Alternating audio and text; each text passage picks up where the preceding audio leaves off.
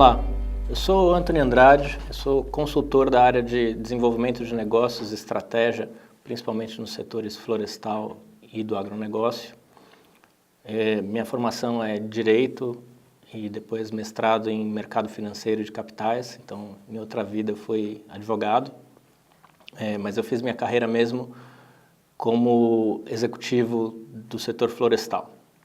Em 2012, eu montei a empresa Biomax Desenvolvimento de Negócios com o objetivo de participar do mercado florestal, ajudando com análises financeiras, análises estratégicas, enfim, aportando esse tipo de conhecimento para médios produtores florestais, né? E quando a gente fala médios produtores florestais, a gente está falando de gente com entre 20, 30, 40, às vezes até 50 mil hectares de produção florestal. Depois de trabalhar no setor florestal, o que eu percebi é que muitas vezes o médio produtor florestal era alguém que na verdade era um grande produtor da área do agronegócio. Então, aqueles 20 mil hectares que ele tinha era um negócio colateral, era um side business para ele, e o negócio principal dele era agronegócio. Então, às vezes, ele tinha 100, 200 mil hectares de plantação de soja e plantação de milho. E, ao longo da prestação de serviço, do desenvolvimento desses negócios e do relacionamento com alguns clientes, eles perceberam e me deram o feedback de que eles estavam recebendo informações de melhor qualidade e análises de melhor qualidade no negócio lateral deles, no negócio florestal deles, que era de menos importância do que aquele nível de informação que eles efetivamente tinham para a tomada de decisão no negócio principal deles, que do ponto de vista econômico era muito mais valioso. E nesse momento a Biomax acabou se tornando uma empresa que trabalha tanto para o setor florestal, mas também para o setor do agronegócio. E por que trabalhar no agronegócio? A gente tem visto recentemente, inclusive em propagandas de televisão, que o agro é tudo, né? E o agro tem feito um grande sucesso nos negócios do Brasil, ou seja, tem uma contribuição muito grande na pauta de exportações brasileiras e na balança comercial. Então tem trazido muitas divisas, gerado empregos. Então o agro é muito importante para o Brasil e o Brasil também é muito importante para o agro, né? A gente hoje é o terceiro maior exportador de commodities agrícolas, quando a gente considera todas as commodities agrícolas, e já somos primeiros em muitas outras, em muitas commodities, como por exemplo em soja, nós já somos o maior exportador, em alguns tipos de proteína animal. Então a gente tem aí uma função muito importante, uma participação muito importante nos mercados do agronegócio.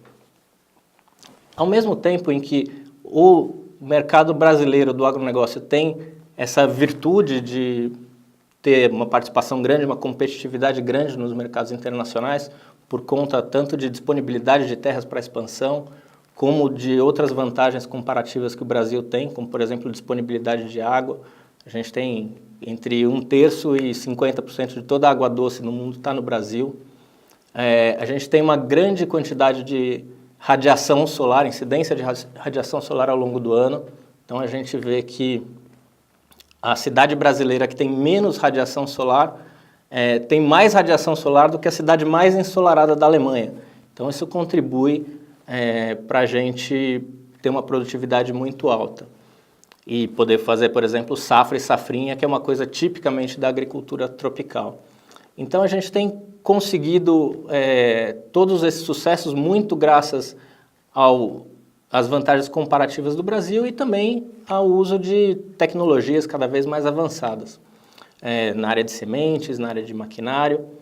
Mas em compensação, a gente também tem alguns desafios no agronegócio, ou seja, nem tudo são flores no campo, por assim dizer. A gente tem grandes desafios de logística, a gente tem estradas muito esburacadas, com falta de manutenção, com falta de investimento, e ao mesmo tempo uma grande dependência do modal rodoviário. A gente está engargalado em alguns portos, e são exatamente os portos principais de escoamento, que também tem uma questão de defasagem tecnológica. E uma outra defasagem que a gente tem no campo é a falta de mão de obra especializada, ou seja, gente que traz mais tecnologia de gestão para o campo. Por que isso acontece? Acontece por várias razões. Primeiro porque o campo ele demorou a entrar numa onda de modernização que já vem alcançando as empresas brasileiras há muito tempo, que tem que competir com com empresas estrangeiras e investidores estrangeiros. No Brasil isso não tem ainda acontecido, em grande parte porque hoje os grandes conglomerados, as grandes empresas, né, as grandes organizações do agronegócio têm base na agricultura familiar, numa família empreendedora. Então, se você via lá, antigamente, lá nos anos 80, uma revista sobre agricultura, você via lá que o tipo de perguntas que tinha na revista era assim, você lia lá, o seu Zé perguntou como é que faz para ele combater o amarelinho no pomar dele. E hoje o tipo de perguntas e respostas e matérias que você tem nas mesmas publicações quais são as tendências de hedge, quais as tendências para redução de custo de capital, o que acontece com os portos chineses, ou seja, são questões muito mais sofisticadas. E não é porque essas publicações quiseram mudar de público, é porque o seu Zé do pomar lá dos anos 80, hoje é um grande produtor de laranjas, assim como o seu João lá, que tinha uma plantação pequenininha no sul do país, hoje ele tem uma grande produção no centro-oeste, já está expandindo lá para o nordeste, para novas fronteiras de produção, para o Mapito e por aí vai. A dificuldade de atrair mão de obra para o campo acontece em parte porque tem essas restrições de ser um negócio familiar, você tem menos entrada de estrangeiros, né, que isso sempre provoca uma melhoria na gestão quando você tem investidores de mercados mais desenvolvidos, tanto eles trazem essa tecnologia de gestão, como eles obrigam os produtores locais a adotarem tecnologias técnicas, ferramentas de gestão mais robustas e mais precisas e mais técnicas para poder se manter relevante no negócio. Como no Brasil a gente tem restrição ao investimento estrangeiro, o que acontece é que a gente tem uma espécie de reserva de mercado que, por um lado, protege o produtor local, mas, por outro, não expõe o produtor a essas técnicas mais modernas de gestão. E, às vezes, algumas nem tão modernas, algumas até básicas. A gente encontra bastante produtores rurais que têm empresas, né, vamos dizer, hoje não é uma fazenda, são empresas que faturam na casa do R$ bilhão, mas que não tem uma contabilidade gerencial apropriada, que não sabe exatamente qual é o seu custo, que não sabe exatamente como é que aloca uma despesa. E não tem esses controles, ou tem às vezes só pro forma, porque às vezes para conseguir um empréstimo no banco precisa lá ter algum tipo de controle contábil, mas que aquilo não é uma ferramenta viva, não é uma ferramenta efetivamente para a gestão do negócio. E é isso que a gente gostaria de bater um papo aqui com vocês, como é que a gente pode melhorar a gestão do negócio. Uma das formas, que é a que nos importa aqui, é fazer melhores análises de investimento. A gente sabe que o homem do campo é um homem empreendedor, é alguém que... cansei de ouvir histórias de produtores que hoje têm um patrimônio considerável e que estão à frente de negócios extremamente relevantes no Brasil e no mundo, mas que têm histórias de que começaram lá atrás com um tratorzinho ou um caminhãozinho, o produtor ou a produtora e a esposa junto com o marido, e numa luta de não saber exatamente como é que você vai pagar as contas no mês seguinte ou no dia seguinte. Então, é um empreendedor e ele gosta de comprar terra, ele gosta de investir, ele gosta de trazer maquinários mais modernos. Então a gente vê em feiras de maquinários a empolgação por trazer mais tecnologia, por agregar mais técnica para a produção, mas a gente não vê um critério comparável, né, de trazer tecnologia para análise desses investimentos. Então, quando ele vai comprar uma nova terra, quando vai comprar um novo equipamento, nem sempre ele faz isso baseado nas melhores ferramentas disponíveis para fazer essa análise. Por que isso é um problema?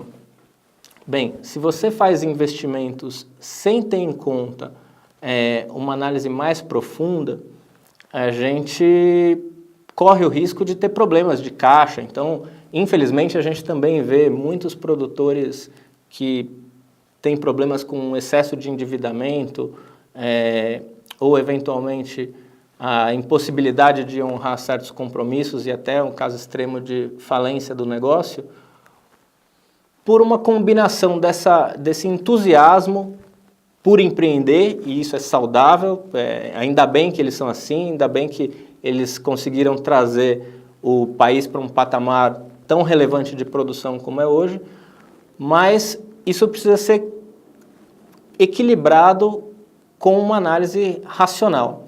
Não é que a análise de investimento substitua a tomada de decisão.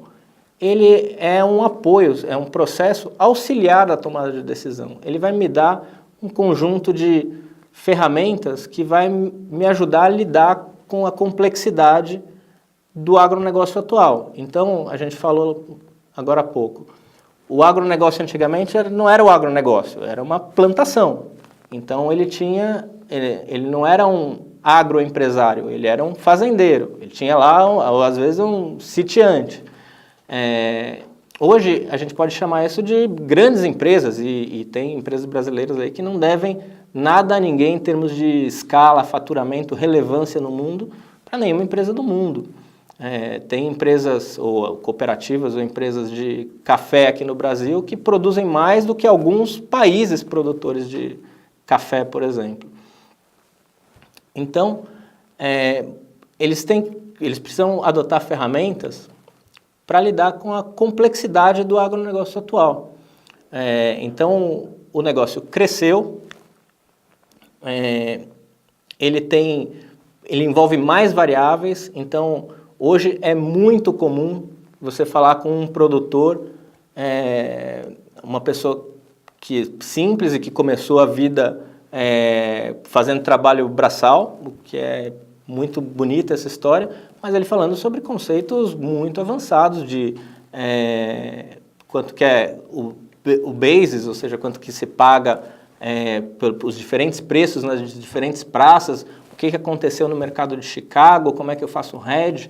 Então, é bom já ver essa transformação, mas isso precisa acontecer de maneira mais organizada. Você precisa ter ferramentas para lidar com toda essa complexidade e trazer tudo isso para um mesmo modelo para que você consiga enxergar todas essas coisas e como é que elas interagem, como é que as variáveis interagem, variáveis de produtividade, variáveis de preço de terra, variáveis de diferenças de custo, câmbio, como é que tudo isso interage e qual é o resultado no meu negócio. Quando eu uso esse tipo de ferramenta, eu não evito que haja uma quebra. Claro que você sempre pode ter um efeito adverso aí no futuro por uma série de circunstâncias. Mas você minimiza muito a chance de você ter quebras ou prejuízos que seriam evitáveis. Se antes de você tomar a decisão, você souber qual efeito aquilo tem na sua empresa, se aquilo traz ou não valor, se aquilo te traz um fluxo de caixa positivo ou negativo e a partir de quando, se aquilo afeta o meu endividamento e, consequentemente, minha capacidade de tomar novos financiamentos ou de tomar financiamentos a custos competitivos, se eu souber isso antes, eu consigo tomar decisões melhores. Isso vai me ajudar a calibrar as minhas decisões, né? Então, em vez de tomar a decisão com base só no feeling, o feeling continua sendo importante. Então, nunca a análise de investimento vai substituir a percepção, a vontade de empreender, ou vai substituir até mesmo a intuição. Ele vai temperar, vai lapidar, vai dar maiores informações para a tomada de decisão.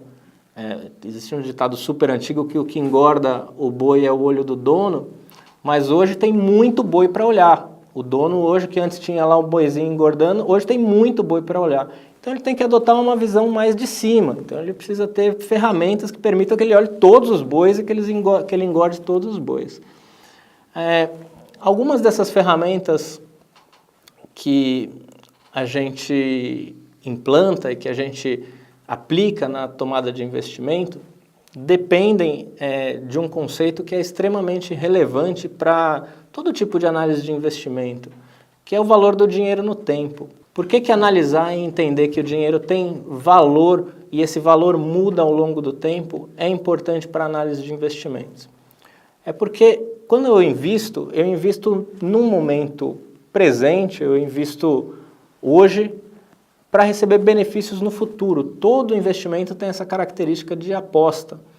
Então, se eu compro uma nova fazenda, eu estou renunciando ao dinheiro que eu poderia colocar no meu bolso, que eu poderia consumir, que eu poderia eventualmente investir no mercado financeiro e deixar aquilo simplesmente rendendo sem precisar ter trabalho. Eu estou renunciando a todas essas opções de investimento e de consumo em troca de uma opção de investimento, que, por exemplo, comprar uma nova fazenda, que vai me gerar um fluxo de caixa através da produção. Como é que eu sei que essa escolha é racional? Como é que eu sei que essa escolha faz sentido? Se o dinheiro que eu estou gastando, que eu estou investindo, ele sai do meu bolso hoje e o dinheiro que vai me retornar, ele vai me retornar só daqui 1 ano, 2 anos, 3 anos e eventualmente num fluxo infinito. Como é que eu faço isso?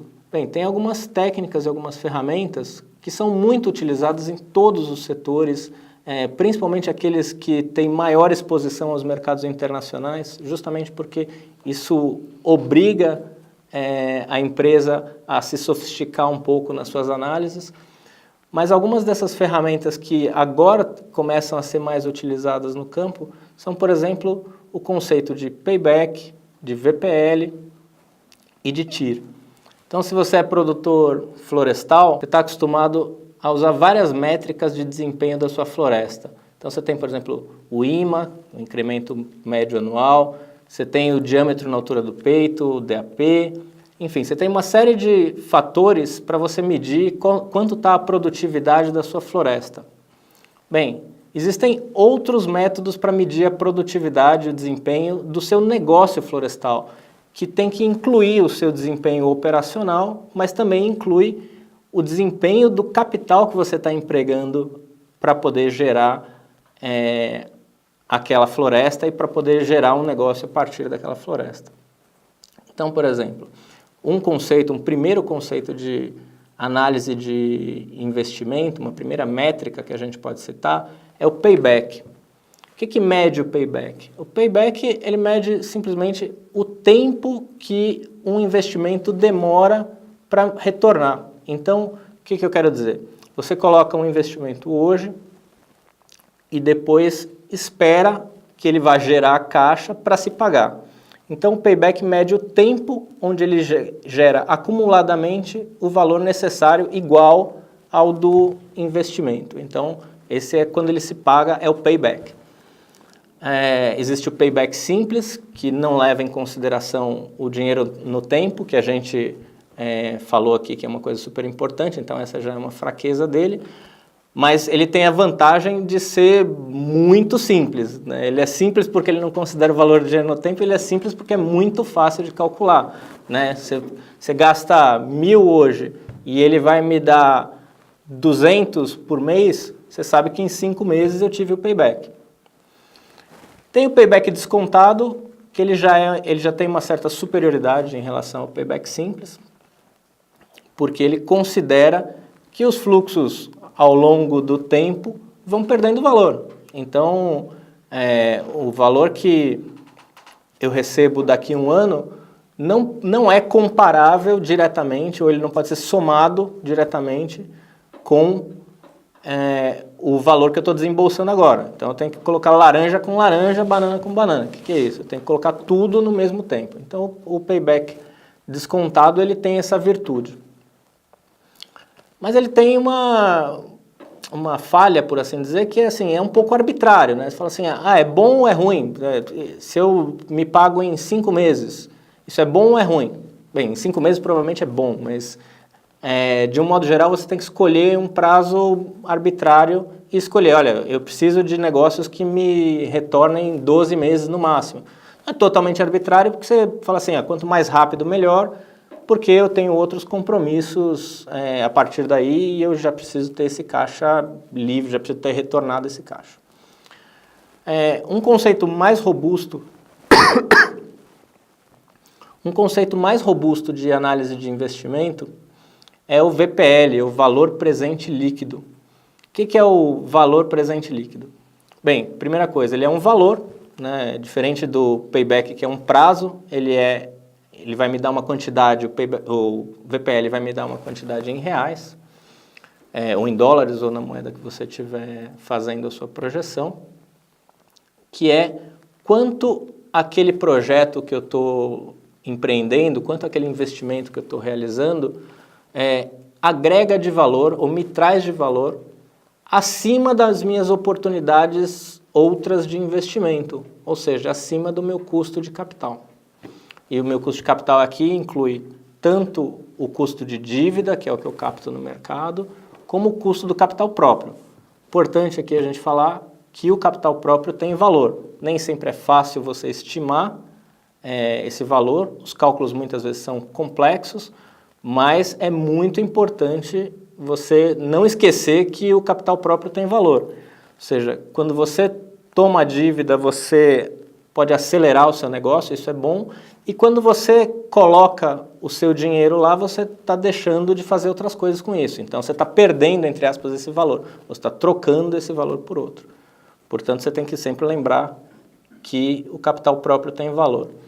E o VPL, ele vai fazer o desconto de todos os fluxos que eu for gerando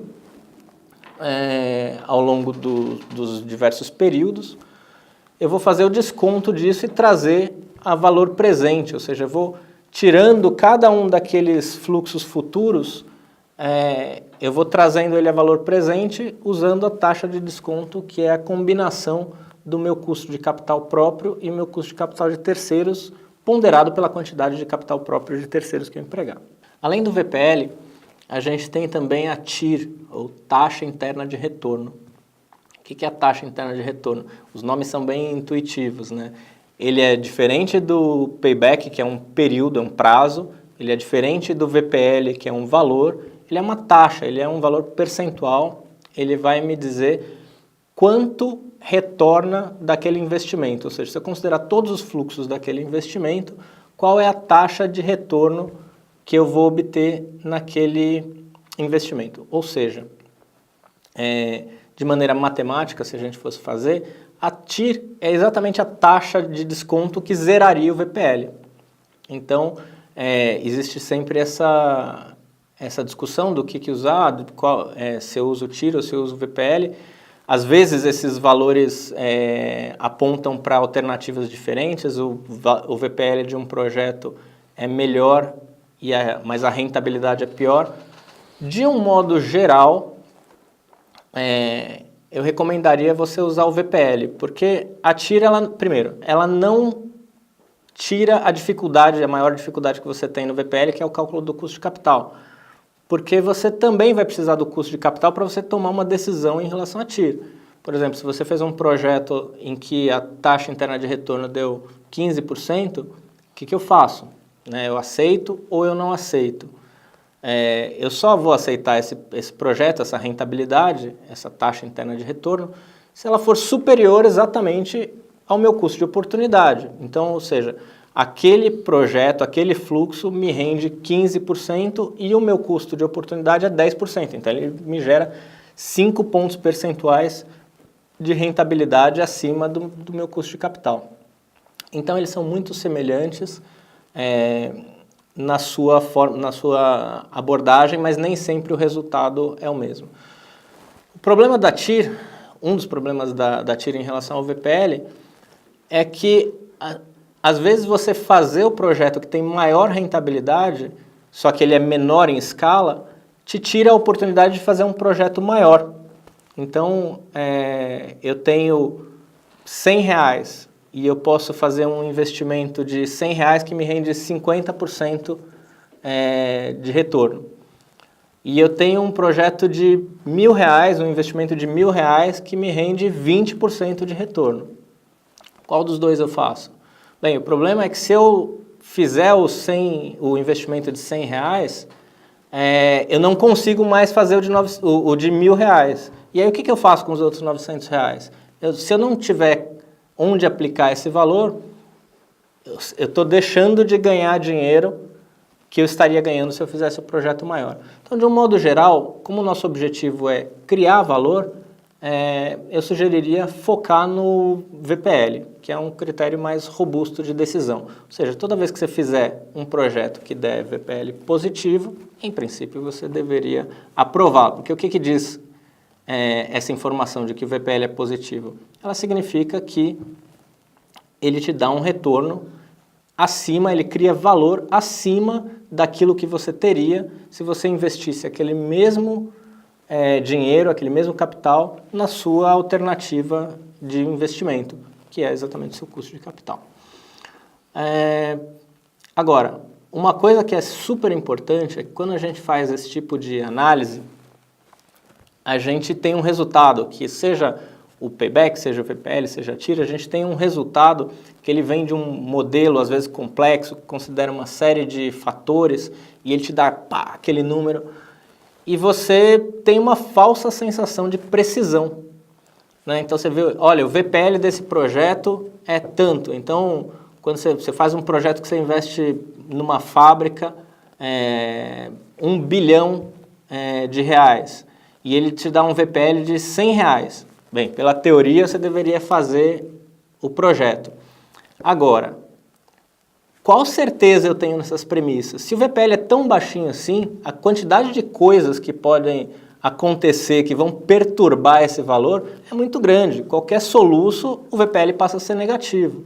Então, na prática, o que a gente faz? Primeiro, a gente toma muito cuidado com a concepção do modelo de análise, a gente toma muito cuidado com a confiabilidade, a consistência das premissas e mais do que isso, a gente faz análises de sensibilidade. Então, fala assim, ok, entendi qual que é o valor presente desse projeto no meu caso base. Agora, se o câmbio subir 5% nesse ano, o que acontece? E se o preço estrutural da soja, por alguma razão, descer 10%, o que acontece? Ou se eu vou colocar uma fábrica de celulose, e se começarem a entrar várias capacidades novas de celulose e isso deprimir o preço da celulose logo depois que eu fiz o meu projeto, o que acontece? Então, essas coisas têm impactos muito fortes no seu fluxo de caixa ou na quantidade de capital empregado. Por isso, vale a pena você fazer análises de sensibilidade para você determinar quais são as variáveis-chave do seu negócio, o quanto elas podem variar e, efetivamente, em que range, em que amplitude de resultados você pode se situar. Então, o VPL, em vez de você falar, olha, o VPL é tanto e cravar, poxa, tem tanta coisa que pode acontecer. Aliás, quando você crava um número de um modelo super complexo, de um modelo super completo, a única certeza que você tem é que não vai dar aquele número, né? Então, o que importa é você saber mais ou menos qual é o campo de jogo que a gente está considerando, qual é a amplitude desses resultados. E aí, se eu aceito ou não esses riscos que eu estou correndo. Era isso que eu queria falar hoje sobre análise de investimento no setor do agronegócio. Se você quiser saber mais sobre esse assunto, entra no site Forest Class, lá você vai ter um curso completo sobre esse assunto. Ou então, se você tiver alguma pergunta, entre em contato comigo, meu e-mail pessoal é anthonyxandrade@gmail.com. Obrigado.